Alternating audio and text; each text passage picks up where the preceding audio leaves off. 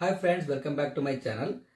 ಇವತ್ತು for a change ನಿಮಗೆ ಲೋನ್ಸ್ಗಳ ಬಗ್ಗೆ ಹೇಳೋದ್ರ ಬದಲು ಇವತ್ತು ಒಂದು ಇನ್ವೆಸ್ಟ್ಮೆಂಟ್ ಬಗ್ಗೆ ಹೇಳ್ತಿದ್ದೀನಿ. ಯಾಕೆಂದರೆ ರೀಸೆಂಟ್ಲಿ ನಾನು ನೋಡಿದ ಹಾಗೆ ನ್ಯೂಸ್ ಪೇಪರಲ್ಲಿ, ಟಿ ವಿನಲ್ಲಿ, ಪ್ರತಿಯೊಂದರಲ್ಲೂ ಈ ಗೋಲ್ಡ್ ಬಾಂಡ್ ಅನ್ನೋದ್ರ ಬಗ್ಗೆ ತುಂಬ ಅಡ್ವರ್ಟೈಸ್ಮೆಂಟ್ ಬರ್ತಾ ಇತ್ತು.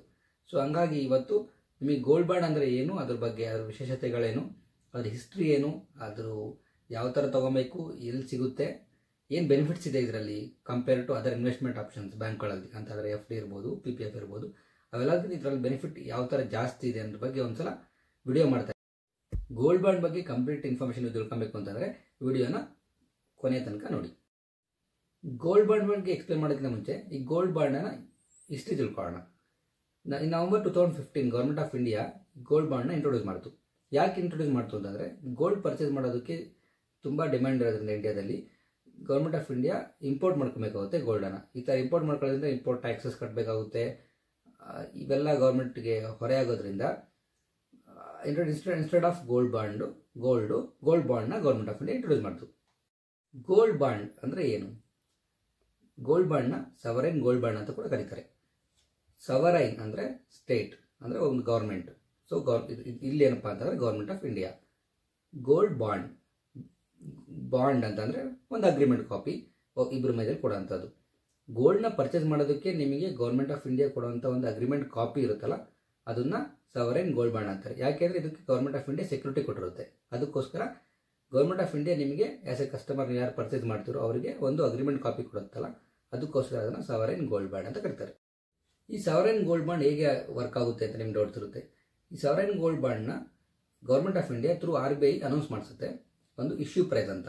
ಯಾವಾಗ ಒಂದು ಫೈನಾನ್ಷಿಯಲ್ ಇಯರಲ್ಲಿ ಏಪ್ರಿಲಿಂದ ಮಾರ್ಚ್ ಒಳಗಡೆ ಎವ್ರಿ 3 months ಒಂದು ಪರ್ಟಿಕ್ಯುಲರ್ ಡೇಟ್ ಪೀರಿಯಡ್ನ ಕೊಡ್ತಾರೆ. ಆ ಡೇಟ್ ಪೀರಿಯಡಲ್ಲಿ RBIನವರು ಅನೌನ್ಸ್ ಮಾಡ್ತಾರೆ. ಎಲ್ಲಿ ಅನೌನ್ಸ್ ಮಾಡ್ತಾರೆ? ನ್ಯೂಸ್ ಪೇಪರ್ಸ್ಲಿ ಇರ್ಬೋದು, ಟಿ ವಿನಲ್ಲಿ ಇರ್ಬೋದು, ಇಲ್ಲ ಅವರು RBI ವೆಬ್ಸೈಟಲ್ಲಿ ಅನೌನ್ಸ್ ಮಾಡ್ತಾರೆ. ಆ ಇಶ್ಯೂ ಪ್ರೈಸ್ ಇರುತ್ತಲ್ಲ, ಆ ಇಶ್ಯೂ ಪ್ರೈಸ್ ಅಂತಂದ್ರೆ ಏನು ಅಂತ ಎಕ್ಸ್ಪ್ಲೇನ್ ಮಾಡ್ತೀನಿ. ಈ ಇಶ್ಯೂ ಪ್ರೈಸ್ ಅಂತ ಅಂದರೆ ಏನಪ್ಪ ಅಂತ ನಿಮ್ಗೆ ಅನಿಸ್ಬೋದು. ಇಶ್ಯೂ ಪ್ರೈಸ್ ಅಂತ ಅಂದರೆ ಲಾಸ್ಟ್ 3 working ಡೇಸಲ್ಲಿ Indian Boolean and jewellery association limited ಅವರು, ಅಂದರೆ ಜ್ಯುವೆಲರಿ ಶಾಪ್ ಮಾಲೀಕರು ಹಾಗೂ ಯಾರ್ಯಾರು ಬುಲಿಯನ್ಸ್ನ ಬೇರೆ ಬೇರೆ ಕಂಟ್ರಿಗಳಿಂದ 24 ಕ್ಯಾರೆಟ್ ಗೋಲ್ಡ್ಗಳನ್ನ ಪರ್ಚೇಸ್ ಮಾಡ್ಕೊಂಡು ಇಂಡಿಯಾದಲ್ಲಿ ಇಂಟ್ರೊಡ್ಯೂಸ್ ಮಾಡ್ತಾರಲ್ಲ, ಅವ್ರ ಅಸೋಸಿಯೇಷನ್ ಮಾಡ್ಕೊಂಡಿದ್ದಾರೆ. ಅವ್ರ ಅಸೋಸಿಯೇಷನಲ್ಲಿ ಎವ್ರಿ ಡೇ ಒಂದು ಗೋಲ್ಡ್ ರೇಟ್ನ ಅವ್ರು ಅನೌನ್ಸ್ ಮಾಡ್ತಾ ಇರ್ತಾರೆ. ಅದರಲ್ಲಿ ಅನೌನ್ಸ್ ಮಾಡಿರೋ ರೇಟ್ನ ಲಾಸ್ಟ್ 3 working ಡೇಸ್ಲಿ ಅವರೇಜನ್ನ ನೋಡಿಕೊಂಡು RBIನವರು ಅನೌನ್ಸ್ ಮಾಡ್ತಾರೆ. ಇದು 24 ಕ್ಯಾರೆಟ್ ಲಾಸ್ಟ್ 3 working ಡೇಸಲ್ಲಿ ಇರುವಂಥ ರೇಟ್ ಅಂತ ಅನೌನ್ಸ್ ಮಾಡ್ತಾರೆ. ಅವ್ರು ಹಾಗೆ ಅನೌನ್ಸ್ ಮಾಡ್ತಾರಲ್ಲ ರೇಟು, ಆ ರೇಟನ್ನು ಅನೌನ್ಸ್ ಮಾಡಿ ಅವರೊಂದು ಪರ್ಟಿಕ್ಯುಲರ್ ಡೇಟ್ ಕೊಡ್ತಾರೆ. ಸಪೋಸ್ ಈಗ ರೀಸೆಂಟಾಗಿ ಏನಾಯಿತು ಅಂತಂದರೆ ಫೆಬ್ರವರಿ 12ರಿಂದ 16 ತನಕ RBIನವರು ಅನೌನ್ಸ್ ಮಾಡಿದ್ರು ಗೋಲ್ಡ್ ಬಾಂಡ್ನ ಪರ್ಚೇಸ್ ಮಾಡ್ಬೋದು ಅಂತ. ಹಾಗೆ ಪರ್ಚೇಸ್ ಮಾಡಿದ ರೇಟ್ ಎಷ್ಟಿತ್ತು? 6,236 ರೂಪಾಯಿ ಇತ್ತು. ಸೊ ಪರ್ ಗ್ರಾಮ್ಗೆ 6,236 ರೂಪಾಯಿ ಇದೆ ಅಂತ RBIನವರು ಅನೌನ್ಸ್ ಮಾಡ್ತಾರೆ. ಯಾವಾಗ ಅವರು ಅನೌನ್ಸ್ ಮಾಡ್ತಾರೆ ಅವಾಗ ಆ್ಯಸ್ ಎ ಸಿಟಿಸನ್ಸು ನಾವೇನು ಮಾಡಬೇಕಪ್ಪ ಅಂತಂದರೆ ಗೋಲ್ಡ್ ಬಾಂಡನ್ನು ಇಶ್ಯೂ ಮಾಡೋವಂಥ ಆಫೀಸಸ್ಸು, RBIನವರು ಅಥರೈಸ್ ಮಾಡಿರೋದು, ಬ್ಯಾಂಕ್ಸು, ಹಾಗೆ ಪೋಸ್ಟ್ ಆಫೀಸಸ್ಸು, ಹಾಗೆ ಸ್ಟಾಕ್ ಎಕ್ಸ್ಚೇಂಜಲ್ಲಿ ಅವರು ಅಥರೈಸ್ ಮಾಡಿದ್ದಾರೆ ಗೋಲ್ಡ್ ಬಾಂಡ್ನ ಇಶ್ಯೂ ಮಾಡ್ಬೋದು ಅಂತ. ಯಾವಾಗ ಈ ಥರ ನ್ಯೂಸ್ ಪೇಪರ್ಗಳಲ್ಲಿ ನೀವೆಲ್ಲರೂ ನೋಡಿರ್ತೀರ ಅಂತಂದರೆ ಆವಾಗ ನಿಮ್ಮ ಪರ್ಟಿಕ್ಯುಲರ್ ಬ್ಯಾಂಕ್ಸ್ ಇರ್ಬೋದು, ಇಲ್ಲ ಪೋಸ್ಟ್ ಆಫೀಸಸ್ ಇರ್ಬೋದು, ಇಲ್ಲಾಂದ್ರೆ ಸ್ಟಾಕ್ ಮಾರ್ಕೆಟಲ್ಲಿ ನೀವು ರೇಟ್ನ ಚೆಕ್ ಮಾಡ್ಕೊಬೇಕು. ಯಾವ ಡೇಟಲ್ಲಿ ಇರುತ್ತೋ ಆ ಡೇಟಲ್ಲಿ ಆ ಥರ ಚೆಕ್ ಮಾಡಿಕೊಂಡು ನಿಮ್ಮ ಹತ್ರ ಎಷ್ಟೇ ಇನ್ವೆಸ್ಟ್ಮೆಂಟ್ ಮಾಡೋಂಥ ಪ್ಲಾನ್ ಇರುತ್ತೋ ಅದ್ರ ಮುಖಾಂತರ, ಸಪೋಸ್ ಈಗ ರೀಸೆಂಟಾಗಿ 6,236 ರೂಪಾಯಿ ಇತ್ತಲ್ವ ಪರ್ ಗ್ರಾಮು, ಹಾಗೆ in terms of units of gold ಅಂದರೆ 1 ಗ್ರಾಮಿಂದ 2 ಗ್ರಾಮ್, 3 ಗ್ರಾಮ್, 5 ಗ್ರಾಮ್ ಎಷ್ಟಾದರೂ ಆಗ್ಬೋದು. ಆ್ಯಸ್ ಎ ಇಂಡಿವಿಜುವಲ್ ನೀವು ಮ್ಯಾಕ್ಸಿಮಮ್ 4,000 ಗ್ರಾಮ್ಸ್ ತನಕ ನೀವು ತೊಗೊಬೋದು. ಹಾಗೆ ಎಷ್ಟಾಗುತ್ತೋ ಅಷ್ಟನ್ನು ನೀವು ಪರ್ಟಿಕ್ಯುಲರ್ ಬ್ಯಾಂಕಲ್ಲಿರ್ಬೋದು, ಇಲ್ಲ ಪೋಸ್ಟ್ ಆಫೀಸಲ್ಲಿ ಹೋಗಿ ನೀವು ಅಮೌಂಟ ಹಾಕ್ಬಿಟ್ಟು ಅವ್ರ ಅಪ್ಲಿಕೇಶನ್ ಫಾರ್ಮ್ ಕೊಡ್ತಾರೆ, ಅದನ್ನು ಫಿಲಪ್ ಮಾಡಿ ಸಬ್ಸ್ಕ್ರಿಪ್ಷನ್ನ ನೀವು ಈಗ ನಾನು ಹೇಳ್ದಂಗೆ 1 ಗ್ರಾಮಿಂದ in multiples of 1 gram up to 4 kg ತನಕ ಒಂದು ಫೈನಾನ್ಷಿಯಲ್ ಇಯರಲ್ಲಿ ಒಬ್ಬರು ಪರ್ಟಿಕ್ಯುಲರ್ ಇಂಡಿವಿಜುವಲ್ ತೊಗೊಬೋದು. ಹಾಗೆ ಸಪೋಸ್ ನಿಮ್ಮ ಟ್ರಸ್ಟ್ ಯಾವ್ದಾದ್ರು ಇತ್ತು ಅಂತಂದರೆ ಅವರು ಅಪ್ ಟು 20 kg ತನಕ ನೀವು ಒಂದು ಫೈನಾನ್ಷಿಯಲ್ ಇಯರಲ್ಲಿ ತೊಗೊಬೋದು. ಹೀಗೆ ಪರ್ಚೇಸ್ ಮಾಡ್ತಿರಲ್ಲ ಅದು ಗೋಲ್ಡು ಆ್ಯಕ್ಚುಲಿ 24 ಕ್ಯಾರೆಟ್ ಗೋಲ್ಡಿನ ರೇಟ್ ಆಗಿರುತ್ತೆ.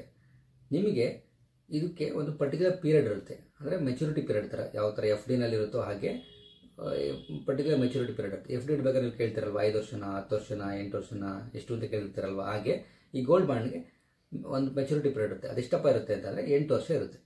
ಆ 8 ವರ್ಷದಲ್ಲಿ ನೀವು ಅವತ್ತಿನ ಲೆಕ್ಕ 24 ಕ್ಯಾರೆಟ್ ರೇಟ್ ಎಷ್ಟಿರುತ್ತೋ, ಯಾವಾಗ ನಾನು ಹೇಳಿದ್ನಲ್ವ ಲಾಸ್ಟ್ 3 working ಡೇಸಲ್ಲಿ ಇಂಡಿಯನ್ ಬುಲಿಯನ್ಸ್ ಆ್ಯಂಡ್ ಜ್ಯುವೆಲರಿ ಅಸೋಸಿಯೇಷನ್ ಅವರು ಎಷ್ಟು ಅನೌನ್ಸ್ ಮಾಡ್ತಾರೋ ಆ ಅವರೇಜ್ ರೇಟ್ ಇರುತ್ತಲ್ಲ ಆ ರೇಟ್ಗೆ ಅವತ್ತಿನ ಲೆಕ್ಕಕ್ಕೆ 24 ಕ್ಯಾರೆಟ್ ಎಷ್ಟಿರುತ್ತೋ ಅಷ್ಟು ದುಡ್ಡನ್ನು ನಿಮ್ಮ ಅಕೌಂಟ್ಗೆ RBI ನವರು ವಾಪಸ್ಸು ಜಮಾ ಮಾಡ್ತಾರೆ. ಈ 8 ವರ್ಷ ಅಂತ ಅನ್ನೋದೊಂದು ಕಂಪಲ್ಸರಿ ಅಂತ ಏನಿಲ್ಲ. ಆಫ್ಟರ್ 5 ಇಯರ್ಸ್ 5 ವರ್ಷ ಆದಮೇಲೆ ನಿಮಗೆ ಸಪೋಸ್ ಏನಾದ್ರು ಎಮರ್ಜೆನ್ಸಿ ಬಂತು, ನಿಮ್ಮ ಫ್ಯಾಮಿಲಿನಲ್ಲಿ ಇರ್ಬೋದು, ಮೆಡಿಕಲ್ ಎಮರ್ಜೆನ್ಸಿ, ಎಜುಕೇಷನ್ ಎಮರ್ಜೆನ್ಸಿ ಏನಾದರೂ ಬಂತು ಅಂತಂದರೆ 5 ಇಯರ್ಸ್ ಆದಮೇಲೆ ನೀವು ಅದನ್ನು ಅವತ್ತಿನ ಲೆಕ್ಕ 24 ಕ್ಯಾರೆಟ್ ಎಷ್ಟಿರುತ್ತೋ ಅಷ್ಟು ಲೆಕ್ಕಕ್ಕೆ ನೀವು ಬಿಡಿಸ್ಕೊಬೋದು.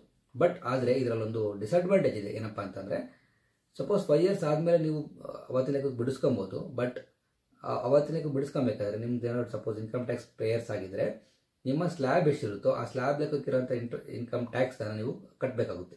ಅದೇ 8 ವರ್ಷ ಆದಮೇಲೆ ನೀವು ಅಮೌಂಟ್ ಯಾರು ನಿಮ್ಗೆ ವಾಪಸ್ ಜಮಾ ಆಗ್ತಿದ್ರೆ ಅವತ್ತಿನ ಬೇಕು ಬರೋಂಥ ಅಮೌಂಟ್ಗೆ 1 ರೂಪಾಯಿ ಕೂಡ ಇನ್ಕಮ್ ಟ್ಯಾಕ್ಸ್ ಇರೋದಿಲ್ಲ. ಇನ್ಕಮ್ ಟ್ಯಾಕ್ಸ್ ಸ್ಲ್ಯಾಬ್ ಅಂತ ಒಂದು ವರ್ಡ್ ಯೂಸ್ ಮಾಡಿದೆ, ಅದರಲ್ಲಿ ನಿಮ್ಗೆ ಏನಾದ್ರು ಡೌಟ್ಸ್ ಇರ್ಬೋದು. ಹಂಗಂತ ಅಂದರೆ ಸಪೋಸ್ ನಿಮ್ದು ಏನಾದ್ರು ಇನ್ಕಮ್ಮು ಇವತ್ತಿನ ನ್ಯೂ ಟ್ಯಾಕ್ಸ್ ರೆಜಿಮಲ್ಲಿ ನೀವೇನಾದರೂ 6 ಲಕ್ಷದಿಂದ 9 ಲಕ್ಷದಲ್ಲಿ ಇದ್ದೀರಾ ಅಂತಂದರೆ ಇವತ್ತಿನ ನ್ಯೂ ಟ್ಯಾಕ್ಸ್ ರೆಜಿಮ್ ಪ್ರಕಾರ ನಿಮ್ಗೆ ಎಷ್ಟಾಗುತ್ತೆ 10% ಟ್ಯಾಕ್ಸ್ ಕಟ್ಟಬೇಕಾಗುತ್ತೆ. ಸೊ ಅದೇ ಲೆಕ್ಕಕ್ಕೆ ನೀವು ಗೋಲ್ಡ್ ಬಾಂಡಲ್ಲಿ ಟ್ಯಾಕ್ಸ್ ಕಟ್ಟಬೇಕಾಗುತ್ತೆ. ಸಪೋಸ್ 9 ಲಕ್ಷದ ಮೇಲೆ ಇತ್ತು ಅಂತ ಅನ್ಕೊಳ್ಳಿ, 12 ಲಕ್ಷ ತನಕ ಇತ್ತು ಅಂತಂದರೆ 15% ಟ್ಯಾಕ್ಸ್ ಇರುತ್ತೆ. ಸೊ ಅದಕ್ಕೆ ತಕ್ಕನಾಗಿ ನೀವು ಗೋಲ್ಡ್ ಬಾಂಡಲ್ಲಿ ಬರೋಂಥ ಅಮೌಂಟ್ ಕೂಡ ನೀವು ಕಟ್ಟಬೇಕಾಗುತ್ತೆ. ಸೊ ಟ್ಯಾಕ್ಸ್ ಸ್ಲ್ಯಾಬ್ ತಕ್ಕನಾಗಿ ನೀವು ಟ್ಯಾಕ್ಸ್ನ ಕಟ್ಟಬೇಕಾಗುತ್ತೆ. ಯಾವಾಗ ವಿತಿನ್ 8 ಇಯರ್ಸ್ ಒಳಗಡೆ ನೀವೇನಾದರೂ ವಾಪಸ್ ಏನಾದರೂ ಅಮೌಂಟ್ನ ತೊಗೊಬೇಕು ಅಂತ. ಅದ್ರ ಜೊತೆಗೆ ಅಡ್ವಾಂಟೇಜ್ ಏನಪ್ಪ ಅಂತಂದರೆ ನೀವು ಅಷ್ಟೊಂದು ಇನ್ವೆಸ್ಟ್ ಮಾಡೋದಕ್ಕೆ ಅಯ್ಯೋ ಏನು ಇಲ್ಲದೆ ಸುಮ್ಮನೆ 8 ವರ್ಷದ ತನಕ ನಾವು ಕಾಯಬೇಕಲ್ವಾ, ಅಲ್ಲಿ ತನಕ ಏನೂ ನಮಗೆ ಬೆನಿಫಿಟ್ಸ್ ಇಲ್ಲಲ್ಲ ಅಂತಂದರೆ ಅದಕ್ಕೂ ಕೂಡ RBI ನವರು ಏನು ಮಾಡಿದ್ದಾರೆ 2.5% ರೇಟ್ ಆಫ್ ಇಂಟ್ರೆಸ್ಟ್ ಪ್ರಕಾರ ನಿಮಗೆ ಅಮೌಂಟನ್ನು ಕೊಡ್ತಾರೆ. ಸಪೋಸ್ ನೀವು 1 ಲಕ್ಷ ಇನ್ವೆಸ್ಟ್ ಮಾಡಿದರೆ ಗೋಲ್ಡಲ್ಲಿ ಅಂತಂದರೆ ಇವತ್ತಿನ ಲೆಕ್ಕಕ್ಕೆ 16 ಗ್ರಾಮ್ ಗೋಲ್ಡ್ ಸಿಗುತ್ತೆ ಅಂತ ಅಂದ್ಕೊಳ್ಳಿ. ಅವ್ರು 2.5% ನಿಮಗೆ ವರ್ಷದಲ್ಲಿ ರೇಟ್ ಆಫ್ ಇಂಟ್ರೆಸ್ಟ್ನ ನಿಮಗೆ ಪೇ ಮಾಡ್ತಾರೆ, ನಿಮ್ಮ ಅಕೌಂಟಿಗೆ ಬಂದು ಜಮಾ ಆಗುತ್ತೆ. ಅದು ಹೆಂಗೆ ಜಮಾ ಆಗುತ್ತೆ ಅಂತಂದರೆ ಎವ್ರಿ 6 ತಿಂಗಳಿಗೆ ಒಂದ್ಸಲ ಜಮಾ ಆಗುತ್ತೆ. ಆ 2.5%ನ ಡಿವೈಡ್ ಮಾಡಿ 1.25% ಥರ ಅಂದರೆ 1 ಲಕ್ಷಕ್ಕೆ 2,500 ಅಂದರೆ 1,250 ರೂಪಾಯಿ 1,250 ರೂಪಾಯಿ ನಿಮಗೆ ಸಪೋಸ್ ಇವತ್ತು ಜನವರಿ, ಈಗ ಮೊನ್ನೆ ಹೇಳ್ದಂಗೆ ಫೆಬ್ರವರಿ 12ರಿಂದ 16ಕ್ಕೆ ಇದು ಈ ಒಂದು ಸಬ್ಸ್ಕ್ರಿಪ್ಷನ್ ಇತ್ತಲ್ವಾ, ಆ ಟೈಮಲ್ಲಿ ನೀವು ತೊಗೊಂಡಿದ್ರೆ ಫೆಬ್ರವರಿಯಿಂದ ನೆಕ್ಸ್ಟ್ 6 ತಿಂಗಳು ಅಂತಂದರೆ ಆಗಸ್ಟ್ 12ರಿಂದ 16 ಆ ಟೈಮಲ್ಲಿ ನಿಮಗೆ 1.25% ಬಂದು ಬೀಳುತ್ತೆ. ನೆಕ್ಸ್ಟ್ ಇಯರ್ ಮತ್ತೆ ಫೆಬ್ರವರಿ 12ರಿಂದ 16 ಆ ಟೈಮ್ಗೆ ಮತ್ತೆ 1.25% ಅಮೌಂಟ್ ಬಂದು ಇಂಟ್ರೆಸ್ಟ್ ಅಮೌಂಟ್ ಬೀಳ್ತಾ ಇರುತ್ತೆ. ಇದಕ್ಕೆ ನಿಮಗೆ ಪ್ರೊಸೀಜರ್ ಇನ್ನೂ ಒಂದು ಸ್ವಲ್ಪ ಅರ್ಥ ಆಗಿಲ್ಲ ಅಂತಂದರೆ ನೀವೇನು ಮಾಡಬೇಕು, ಒಂದ್ಸಲ ನ್ಯೂಸ್ ಪೇಪರಲ್ಲಿ ಅನೌನ್ಸ್ ಮಾಡ್ತಾರೆ ಈ ಥರ ಗೋಲ್ಡ್ ಬಾಂಡ್ ಡೇಟನ್ನು ಕೊಟ್ಟಿರ್ತಾರೆ ಅಂತ ಅಂದ್ಕೊಳ್ಳಿ. ಅವಾಗ ನಿಮ್ಮ ಹತ್ರ ಯಾವ ಬ್ಯಾಂಕ್ ಅಕೌಂಟ್ ಇರುತ್ತೋ ಆ ಬ್ಯಾಂಕ್ ಹತ್ರ ಹೋಗ್ಬಿಟ್ಟು ನೀವು ಸರ್ ಗೋಲ್ಡ್ ಬಾಂಡ್ ನಾವು ತೊಗೊಬೇಕು ಅಂತಂದರೆ ಅವತ್ತಿನ ಡೇಟ್ನ ಅವ್ರು ಹೇಳ್ತಾರೆ ನಿಮಗೆ. ಅವತ್ತಿನ ಡೇಟಿಗೆ ನೀವು ಅಮೌಂಟ್ ಹಾಕಿ ಅಲ್ಲಿ ಅಪ್ಲಿಕೇಶನ್ ಫಾರ್ಮ್ ಕೊಡ್ತಾರೆ. ಅಪ್ಲಿಕೇಶನ್ ಫಾರ್ಮ್ ಫಿಲಪ್ ಮಾಡಿಬಿಟ್ಟು ನೀವು ಅಲ್ಲಿ ಮ್ಯಾನೇಜರ್ಗೆ ಕೊಟ್ಟು ಬಂದರೆ ಅವ್ರು ಆಟೋಮೆಟಿಕಾಗಿ ನಿಮ್ಮ ಅಕೌಂಟಿಗೆ ಅವರು ಎಂಟ್ರಿ ಮಾಡ್ಕೊತಾರೆ.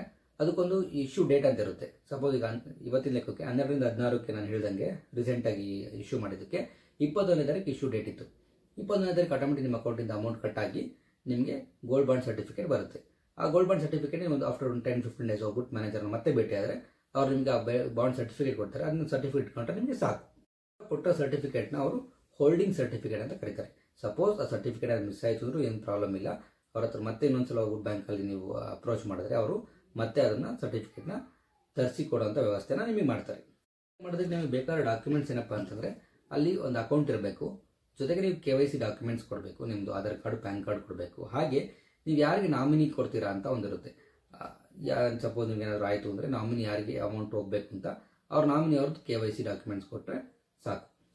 ಯಾರ್ಯಾರು ತೊಗೊಬೋದು ಅಂತ ಅಂದರೆ ಎನಿ ಇಂಡಿವಿಜುವಲ್ಸ್ ಇಂಡಿಯನ್ ಸಿಟಿಸನ್ಸ್ ಯಾರ್ಯಾರು ಇರ್ತಾರೋ ಅವರೆಲ್ಲರೂ ತೊಗೊಬೋದು. ಹಾಗೆ ಮೈನರ್ಸ್ ಇದ್ದರೆ ವಿತಿನ್ 18 ಇಯರ್ಸ್ ಇದ್ದರೆ ಅವರು ಕೂಡ ಇದನ್ನ ತೊಗೊಬೋದು. ಮೈನರ್ಸ್ ತೊಗೊಬೇಕಾದ್ರೆ ಅವರು ಯಾರು ಗಾರ್ಡಿಯನ್ ಜೊತೆಗೆ ಸೈನ್ ಮಾಡಿರಬೇಕಾಗುತ್ತೆ. ಇನ್ನೊಂದು ಸಪೋಸ್ ಈ ಥರ ಗೋಲ್ಡ್ ಬಾಂಡ್ ತೊಗೊಂಡಿದ್ದೀವಿ ನಾಮಿನಿಗೆ ಮಾತ್ರ ಅಮೌಂಟ್ ಹೋಗುತ್ತೆ ಅಂತಂದರೆ ಅದ್ರ ಜೊತೆಗೆ ಇನ್ನೊಂದು ಆಪ್ಷನ್ ಏನಪ್ಪ ಇದೆ ಅಂದರೆ ಅದನ್ನು ನಿಮ್ಮ ಹೆಸರಿಂದ ನಿಮ್ಮ ನಾಮಿನಿ ಹೆಸರಿಗೆ ಟ್ರಾನ್ಸ್ಫರ್ ಕೂಡ ಮಾಡ್ಕೊಬೋದು. ಸಪೋಸ್ ನೀವು ಗೋಲ್ಡ್ ಬಾಂಡ್ ತೊಗೊಂಡ್ರಿ ವಿತಿನ್ 2 ಇಯರ್ಸ್ ನಿಮ್ಮ ಏನಾದರೂ ಆಗೋಯ್ತು ಹಂಗಿದ್ರೆ ನಾಮಿನಿ ಅವ್ರು ಬಂದು ಅವ್ರ ಹೆಸರಿಗೆ ಟ್ರಾನ್ಸ್ಫರ್ ಕೂಡ ಮಾಡಿಸ್ಕೊಬೋದು.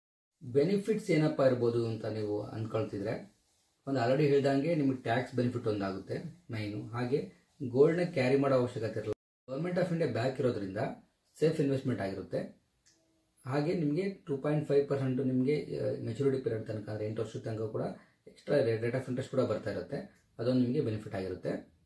ಸಪೋಸ್ ಮಕ್ಕಳು ಮದುವೆ ಸಪೋಸ್ ಒಂದು 10 ಇಯರ್ಸ್ ಇದೆ ಹಂಗೇನಾರು ಇತ್ತು ಅಂತ ನೀವು ಈ ಥರ ಕೂಡ ಪ್ಲಾನ್ ಮಾಡ್ಕೊಬೋದು. ಹೇಗೆ ಅಂದರೆ ಇದು 8 ಇಯರ್ಸ್ ಮೆಚುರಿಟಿ ಪೀರಿಯಡ್ ಇರೋದ್ರಿಂದ ಇವತ್ತು ನೀವೇನಾದ್ರು ಗೋಲ್ಡ್ ಪರ್ಚೇಸ್ ಮಾಡಿ ಇಟ್ಕೊಂಡಿದ್ದೀರಾ ಅಂತಂದರೆ ಅವತ್ತಿನ ಲೆಕ್ಕ 24 ಕ್ಯಾರೆಟ್ ಗೋಲ್ಡಿಂದು ಅಮೌಂಟ್ ನಿಮ್ಗೆ ಕೈ ಸಿಗುತ್ತೆ. ಅವತ್ತಿನ ಲೆಕ್ಕ ಗೋಲ್ಡ್ ರೇಟ್ ಇರೋದ್ರಿಂದ ನಿಮ್ಮ ತಳಗಡೆ ಅಮೌಂಟ್ ಇರೋದ್ರಿಂದ ಅಷ್ಟು ಇವತ್ತೆಷ್ಟು ಯೂನಿಟಿಗೆ ನೀವು ಪರ್ಚೇಸ್ ಮಾಡಿರ್ತೀರೋ ಸಪೋಸ್ ಒಂದು 100 ಗ್ರಾಮ್ ಪರ್ಚೇಸ್ ಮಾಡಿದ್ದೀರಾ ಅಂತಂದರೆ ಆ 100 ಗ್ರಾಮ್ ಗೋಲ್ಡ್ನ ಅವತ್ತಿನ ಲೆಕ್ಕಕ್ಕೆ ಪರ್ಚೇಸ್ ಮಾಡ್ಕೊಂಡು ನೀವು ನಿಮ್ಗೆ ಯಾವ್ದು ಬೇಕು ಆಭರಣಗಳನ್ನ ಮಾಡಿಸ್ಕೊಂಡು ಮಕ್ಕಳ ಮದುವೆಗೆ ಗಿಫ್ಟ್ ಆಗಿ ಕೊಡ್ಬೋದು.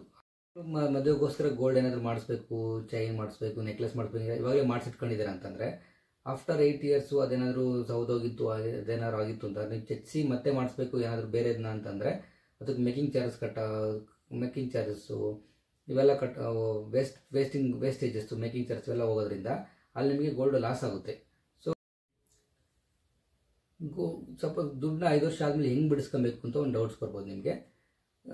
5 ವರ್ಷ ಆಯಿತು ಅಂತಂದರೆ ನೀವು ತೊಗೊಂಡೋಗಿ ಆ ಬಾಂಡ್ನ ನಿಮ್ಮ ಯಾವ ಬ್ಯಾಂಕಲ್ಲಿ ತೊಗೊಂಡಿರ್ತೀರ, ಇಲ್ಲ ಪೋಸ್ಟ್ ಆಫೀಸಲ್ಲಿ ತೊಗೊಂಡಿರ್ತೀರ, ಅವ್ರಿಗೆ ನಾನು ಆಲ್ರೆಡಿ ಹೇಳಿದ್ನಲ್ವ 6 ತಿಂಗಳಿಗೆ ಒಂದ್ಸಲ ನಿಮ್ಗೆ ಬಡ್ಡಿ ಬರ್ತಿರ್ತಲ್ವ, ಆ ಬಡ್ಡಿ ಬರೋ ಟೈಮ್ಗೆ 15 ದಿನ ಮುಂಚೆ ನೀವು ತೊಗೊಂಡೋಗಿ ಮ್ಯಾನೇಜರ್ಸ್ಗೆ ತೊಗೊಂಡೋಗಿ ಸಬ್ಮಿಟ್ ಮಾಡಿದ್ರೆ ನಾವು ವಾಪಸ್ ದುಡ್ಡು ಬೇಕು ಅಂತ ಅವ್ರೇನು ಮಾಡ್ತಾರೆ, ಒಂದು ಫಾರ್ಮ್ ಕೊಡ್ತಾರೆ ನಿಮಗೆ ದುಡ್ಡನ್ನ ವಾಪಸ್ ತೊಗೊಳೋದಕ್ಕೆ. ಆ ಫಾರ್ಮ್ ಸೈನ್ ಮಾಡಿಕೊಟ್ರೆ ಆ ಇಂಟ್ರೆಸ್ಟ್ ಬರೋವಂಥ ಡೇಟಿಗೆ ನಿಮಗೆ ಅಮೌಂಟ್ ಕೂಡ ವಾಪಸ್ ಬಂದು ಜಮಾ ಆಗುತ್ತೆ. ಸಪೋಸ್ ನಾವು ಇನ್ವೆಸ್ಟ್ ಮಾಡಿದ್ವಿ ಗೋಲ್ಡ್ ಬಾಂಡಲ್ಲಿ, ನಮಗೇನಾದ್ರು ಆಯಿತು ಅವಾಗೇನು ಮಾಡೋದು ಅಂತಂದರೆ ನೀವು ನಾಮಿನಿ ಕೊಟ್ಟಿರ್ತೀರಲ್ವ, ನಾಮಿನಿ ಹೆಸರಿಗೆ ಅದನ್ನು ನೀವು ನಾಮಿನಿಯವರು ಹೋಗ್ಬಿಟ್ಟು ಅವ್ರ ಹೆಸರಿಗೆ ಅದನ್ನು ಟ್ರಾನ್ಸ್ಫರ್ ಮಾಡಿಸ್ಕೊಬೋದು. ಹಾಗೆ ಟ್ರಾನ್ಸ್ಫರ್ ಮಾಡಿಸ್ಕೊಂಡು ಅವರು ಕೂಡ ಬೇರೆ ನಾಮಿನಿಯವ್ರನ್ನ ಮತ್ತೆ ಇಂಟ್ರೊಡ್ಯೂಸ್ ಮಾಡ್ಬೋದು. ಹಂಗೆ ಮಾಡಿಕೊಂಡು 2 ಇಯರ್ಸ್ ಆಗಿರುತ್ತಲ್ಲ, 2 ಇಯರ್ಸ್ನ ಮುಂದೆ ಕಂಟಿನ್ಯೂ ಆಗುತ್ತೆ.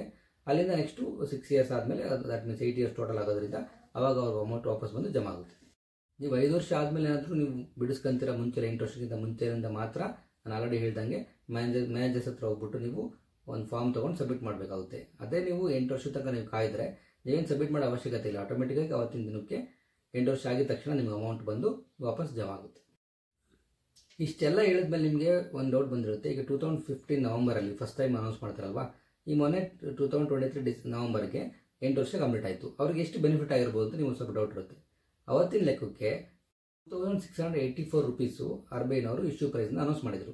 ಅವತ್ತಿನ ಲೆಕ್ಕ ಸಪೋಸ್ ಒಂದು 100 ಗ್ರಾಮ್ ಯಾರಾದರೂ ತೊಗೊಂಡಿದ್ದು ಅಂತಂದರೆ ಅವರಿಗೆ 2,68,400 ರೂಪಾಯಿ ಅಮೌಂಟನ್ನು ಇನ್ವೆಸ್ಟ್ ಮಾಡಿರ್ತಾರೆ. ಆಗ ಇನ್ವೆಸ್ಟ್ ಮಾಡಿರೋದು ಇವತ್ತಿನದಕ್ಕೆ 6,236 ರೂಪಾಯಿ ಪರ್ ಗ್ರಾಮ್, ಹಾಗೆ ಅಂದರೆ 6,23,600 ರೂಪಾಯಿ ಅವ್ರಿಗೆ ಅಮೌಂಟ್ ಬಂದಿರುತ್ತೆ. ಅಂದರೆ ಅವ್ರಿಗೆ ಆಲ್ಮೋಸ್ಟ್ 212% ಇದಾಗಿರುತ್ತೆ. ಹಾಗೆ ಸೆಕೆಂಡ್ ಟೈಮ್ ಅವರು RBIನವರು ಇಶ್ಯೂ ಮಾಡಿದರು 2016 ಜನವರಿನಲ್ಲಿ. ಅವತ್ತಿನ ಪ್ರೈಸ್ ಎಷ್ಟಿತ್ತು ಅಂದರೆ 2,600 ರೂಪಾಯಿ ಇತ್ತು. ಅವತ್ತು ಯಾರಾದರೂ ಇನ್ವೆಸ್ಟ್ ಮಾಡಿ 100 ಗ್ರಾಮ್ ಏನಾದರೂ ಮಾಡಿದರೆ ಅವ್ರು 2,60,000 ರೂಪಾಯಿ ಇನ್ವೆಸ್ಟ್ ಮಾಡಿರ್ತಾರೆ. ಅವ್ರಿಗೆ ಇವತ್ತಿನ ಲೆಕ್ಕಕ್ಕೆ 6,23,600 ರೂಪಾಯಿ ಬಂದಿರುತ್ತೆ, ಅಂದರೆ 244%. ಇಷ್ಟು ನಿಮಗೆ ಬೆನಿಫಿಟ್ಟು ಯಾವುದೇ FDನಲ್ಲಿ ಆದರೂ ಆಯಿತು, ಯಾವುದೇ ಬೇರೆ ಇನ್ವೆಸ್ಟ್ಮೆಂಟ್ ಆಪ್ಷನ್ಸ್ ಇರ್ಬೋದು, ಅಂದರೆ ಈಕ್ವಿಟಿ ಇರ್ಬೋದು, ಶೇರ್ಸಲ್ಲಿ ಇರ್ಬೋದು, ಅಥವಾ PPF ಅಲ್ಲಿ ಇರ್ಬೋದು, ಸುಕನ್ಯಾ ಸಮೃದ್ಧಿಯಲ್ಲಿ ಇರ್ಬೋದು, ಇಷ್ಟೊಂದು ಸಿಗಲ್ಲ. ಇದು ನಿಮಗೆ ಮೇಜರ್ ಬೆನಿಫಿಟ್. ಯಾರಾದರೂ ಗೋಲ್ಡ್ ಪರ್ಚೇಸ್ ಮಾಡಬೇಕು, ಇಲ್ಲ ಲಾಂಗ್ ಟರ್ಮ್ ಪ್ಲಾನ್ ಇಟ್ಕೊಂಡು ಆಮೇಲೆ ಪರ್ಚೇಸ್ ಮಾಡಬೇಕು ಅನ್ನೋರು ಬೆಟರ್ ಇದರಲ್ಲಿ ಇನ್ವೆಸ್ಟ್ ಮಾಡಿದ್ರೆ ನಿಮಗೆ ಬೆನಿಫಿಟ್ ಆಗುತ್ತೆ. ಸೊ ನನ್ನ ವೈಯಕ್ತಿಕ ಅಭಿಪ್ರಾಯ ಏನಪ್ಪ ಅಂತಂದರೆ gold bond is a best investment in banking ಸೆಕ್ಟ್ರಲ್ಲಿ ಏನಾದ್ರು ಮಾಡಬೇಕು ಅಂತ ಇದ್ದರೆ. ಗೋಲ್ಡ್ ಬಾಂಡ್ ಬಗ್ಗೆ ನಿಮಗೆ ಎಲ್ಲರಿಗೂ ಅರ್ಥ ಆಗಿದೆ ಅಂತ ನಾನು ಭಾವಿಸ್ಕೊಂಡು ಇಷ್ಟು ದಿವಸ 3 ವಿಡಿಯೋಸ್ ನಾನು ಅಪ್ಲೋಡ್ ಮಾಡೋದನ್ನು ಸಪೋರ್ಟ್ ಮಾಡ್ತಿರೋದಕ್ಕೆ ಥ್ಯಾಂಕ್ ಯು ಹೇಳ್ತಾ, ಈ ವಿಡಿಯೋ ಇಷ್ಟ ಆಗಿದ್ರೆ ಲೈಕ್, ಕಾಮೆಂಟ್, ಹಾಗೆ ಸಬ್ಸ್ಕ್ರೈಬ್ ಮಾಡಿ. ಏನಾದರೂ ಡೌಟ್ಸ್ ಇದ್ದರೆ ಕಮೆಂಟ್ ಮಾಡಿ, ನಾನು ಅದರಲ್ಲಿ ಎಕ್ಸ್ಪ್ಲೇನ್ ಮಾಡ್ತೀನಿ. ನೆಕ್ಸ್ಟ್ ವಿಡಿಯೋಗೆ ಹಾಗೆ ವೆಯ್ಟ್ ಮಾಡ್ತಾಯಿರಿ. ಇವತ್ತಿನ ಇನ್ವೆಸ್ಟ್ಮೆಂಟ್ ಬಗ್ಗೆ ಎಕ್ಸ್ಪ್ಲೇನ್ ಮಾಡಿದ್ದೀನಿ. ನೆಕ್ಸ್ಟ್ ವಿಡಿಯೋಯಿಂದ ಮಾಮೂಲಿ ಆ್ಯಸ್ ಯೂಶುವಲ್ ಲೋನ್ಸ್ ಬಗ್ಗೆ ನಿಮಗೆ ಎಕ್ಸ್ಪ್ಲೇನ್ ಮಾಡ್ತಾ ಹೋಗ್ತೀನಿ. ಇವತ್ತಿಂದ ಒಂದು ಸೆಗ್ಮೆಂಟ್ನ ಆ್ಯಡ್ ಮಾಡ್ಕೊಳ್ಳೋಣ ಅಂತ ಯೋಚನೆ ಮಾಡಿ ಇವತ್ತಿಂದ ಒಂದು ಸೆಗ್ಮೆಂಟ್ ಹಾಕೋದೆ ಬ್ಯಾಂಕಿಂಗ್ ಅವೇರ್ನೆಸ್ ಬಗ್ಗೆ. ನಿಮಗೆಲ್ಲರಿಗೂ ಒಂದು ಬ್ಯಾಂಕಿಂಗ್ ಬಗ್ಗೆ ಸ್ವಲ್ಪ ತಿಳ್ಕೊತಾ ಇರಲಿ ಅಂತ. ಫಸ್ಟ್ ಆಫ್ ಆಲ್ ಇಂಡಿಯಾದಲ್ಲಿ ಬ್ಯಾಂಕ್ ಯಾವಾಗ ಬಂತು ಅಂತ ನಿಮಗೆಲ್ಲರೂ ಐಡಿಯಾ ಇದೆಯಾ? ತುಂಬ ಲಾಂಗ್ ಬ್ಯಾಕ್ ಬಂದಿದೆ. ಆ್ಯಕ್ಚುಲಿ 1770 ಫಸ್ಟ್ ಬ್ಯಾಂಕು ಇಂಡಿಯಾದಲ್ಲಿ ಇಂಟ್ರೊಡ್ಯೂಸ್ ಆಗಿದ್ದು. ಬಿಫೋರ್ ಇಂಡಿಪೆಂಡೆನ್ಸು ಟೋಟಲ್ 600 ಬ್ಯಾಂಕ್ಸು ಇಂಡಿಯಾದಲ್ಲಿ ರಿಜಿಸ್ಟರ್ ಆಗಿದ್ವು. ಬಟ್ ಆ 600 ಬ್ಯಾಂಕಲ್ಲಿ ಉಳ್ಕೊಂಡಿದ್ದ 6 ಬ್ಯಾಂಕು. ಆ 6 ಬ್ಯಾಂಕು ಇವತ್ತು ನ್ಯಾಷನಲೈಸ್ ಬ್ಯಾಂಕ್ಸ್ ಆಗಿದ್ದಾವೆ.